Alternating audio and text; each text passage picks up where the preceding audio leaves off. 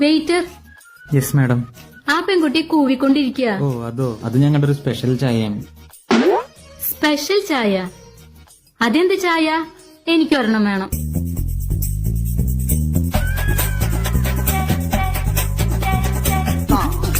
ഇതിനെന്താ special? Normal taste ആണല്ലോ. ഈ ചായയുടെ വില 5000 രൂപയാണ്.